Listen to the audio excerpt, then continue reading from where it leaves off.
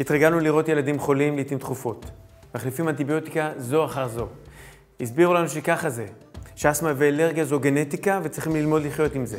לימדו אותנו שהתרופות הן המענה למרבית הכאבים הפיזיים והמצוקות הנפשיות, וששחיקה ממחלות כרוניות הן חלק ממחיר החיים המודרניים. אז זהו שלא. שלום. שמי דוקטור בועז רון, אני רופא ומומחה בהומאופתיה, ואני בא לעשות סדר. כל האנשים נולדים שלמים עם מנגנון חיים פנימי מובנה, שתפקידו לשמר אותנו בריאים ומתפקדים. כשיש יציאה מאיזון, אותו מנגנון מתחיל לבטא סימפטומים. הסימפטומים הם כחלק מהתמודדות עם המצב החדש, ובכך גם מאותת החוצה שמשהו לא קשורה. ממש כמו נורת אזהרה ברכב שנדלקת. הסימפטומים יכולים להתבטא בבעיות בגוף כמו אלרגיה, אסמה, כאבי ראש, בקשיים רגשיים כמו חוסר ביטחון, מועקה, תחושת תקיעות, דכדוך עד דיכאון. בעיות מנטליות, הפרעות קשב, פגיעה בריכוז, בעיות בזיכרון, בלבול, וגם התחושות כלליות, כמו ירידה בחיוניות, באנרגיה ובשמחת החיים. למעשה, הסימפטומים הללו הם תוצר של יציאה מאיזון, חלקם אקוטיים, חזקים, חלקם מתחת לפני השטח, כרוניים. אנשים למדו לחיות עם מיגרנה, עם עצבנות, עם עצבות, עם אלרגיה, עם דלקות חוזרות. העייפות הכרונית, הירידה בחיוניות. הדוקטור אומר, החיים קצרים, לא חייבים לסבול. טיפול הומאופתי מסייע לאנשים לחזור לאיזון, לחזור לבריאות האמיתית שלהם. מניסיוני הרב, לא רק שהסימפטומים נרפאים, המטופלים נרפאים.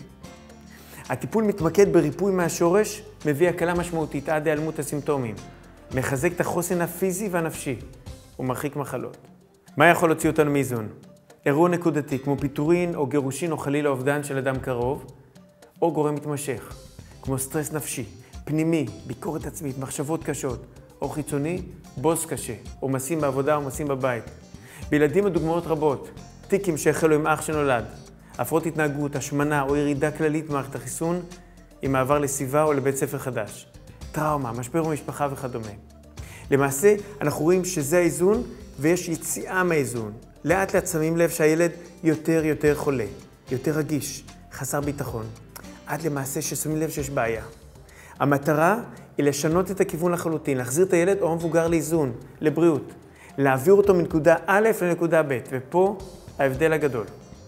הרפואה הקונבנציונלית מומחית בהתמקדות בסימפטומים, מעין כיבוי שרפות נקודתי.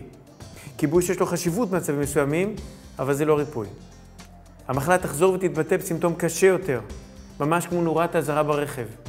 לא תטפל בשורש הבעיה, במנוע, הבעיה רק תלך ותחמיר. אז מה עושים דוקטור?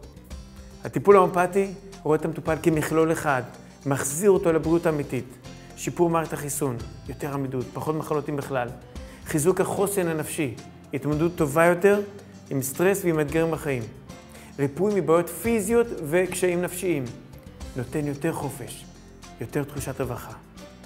וכשיש פחות בזבוז אנרגיה על מחלות, יש יותר חיוניות, יותר כוח, יותר שמחת חיים.